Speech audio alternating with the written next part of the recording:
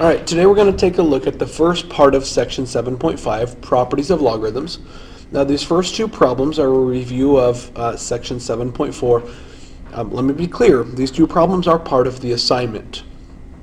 So you do need to do these two. They're a part of this assignment that's at the bottom half. But what I want to take a look at right now in this video is the notes for this middle section. You can see there are three properties of logarithms. We have what's called the power property, the product property, and the quotient property. What I want to point out to you, and the first one, the power property, there is a power or an exponent, log base b of m to the n. So what's happened from one side of the problem to the next is that exponent is taken and moved out front as a coefficient. So it's no longer an exponent, but it becomes a coefficient times the rest of the log. The power property, or the product property rather, if we have inside of a log two things multiplied together, we can separate those into their own separate unique logs using the same basis, log base b. So we're going to have a log base b of m right here. We're going to have a log base b of n, but the two logs are added. So when the two m and n are multiplied, their separate logs become added, as opposed to the quotient property where m and n are in a fraction, m divided by n. When I separate them into their own separate logs, log base b of m and log base b of n, the two logs are subtracted. So if it was a product, we would add the logs. If it's a quotient, we subtract the logs. So we're going to go through some examples here. I've given you some approximations. These decimals are kind of ugly. That's what this section uses. That's okay. We'll use the calculator to do our calculations. But I've given you what log base 2 of 3 is, what log base 2 of 5 is, and what log base 2 of 7 is. So using powers, products, quotients of 3, 5, and 7, I'm going to express the 9, the 35, and the 15/49. So we'll start with 9. 9 is a power of 3. So I will write it as such. So 9 is 3 squared. So since I have an exponent, I'm going to use the power property. I get to move the exponent, this 2, out in front of the log. So when I do that, I will have a 2 times log base 2 of 3. Notice this log base 2 of 3. I've already given you what that is, 1.5850. So we're going to substitute that in. So it's going to be 2 times that. So on your calculator, we're going to take 2 times 1.5850, just like so. And you get your answer, 3.17. So it is an approximation. It's not exact, but that's approximately what log base 2 of 9 is.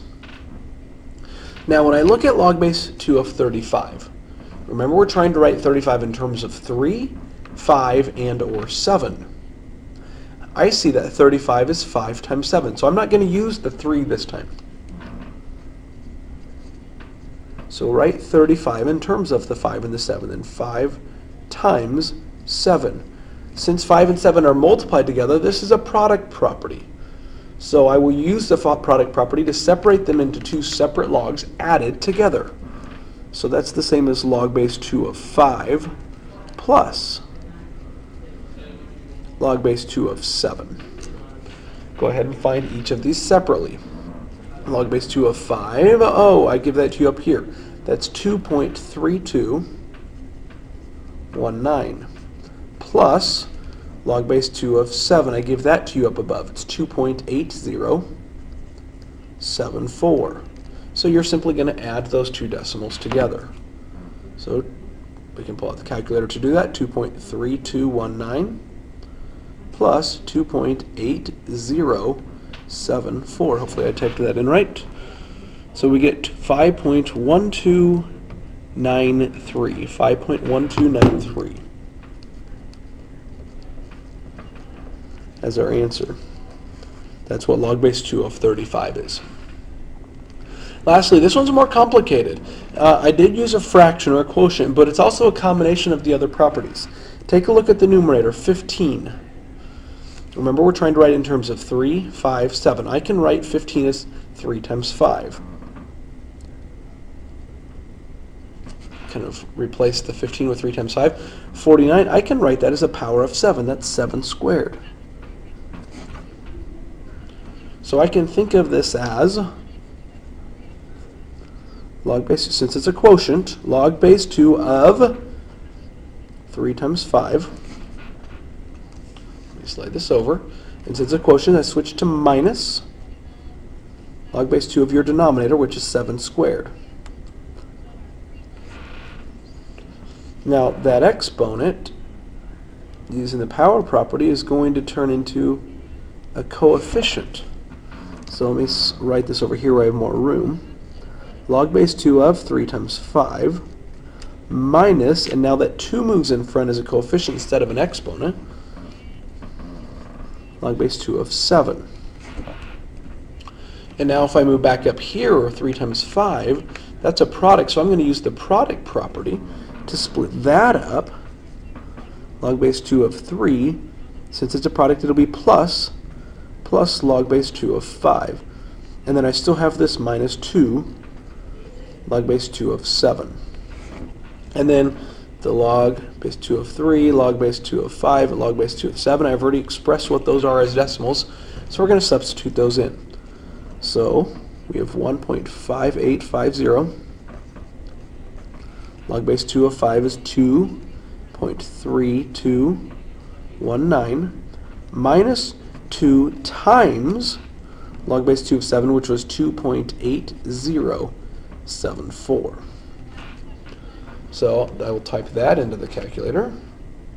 The calculator went to sleep, so give me a moment. All right, here we go. 1.5850 plus 2.3219 minus 2 times 2.8074. Evaluate that, and we see now that I get negative 1.7079 as the answer to log base 2 of that fraction of 15/49. So just knowing 3 logs, 3 approximations, I expanded that to know 3 other logs, and I could really know an infinite number of other logs that are combinations of 3, 5, and or 7. Okay, so your assignment now is, once again, make sure you've done the 2 review problems at the top. Make sure you've done these 3 problems at the bottom that are over this first part of section 7.5. And if you're watching this because you were at the wrestling tournament or otherwise missed class, this worksheet it can be found on the S drive, just as the last section's worksheet can be as well. Have a good weekend.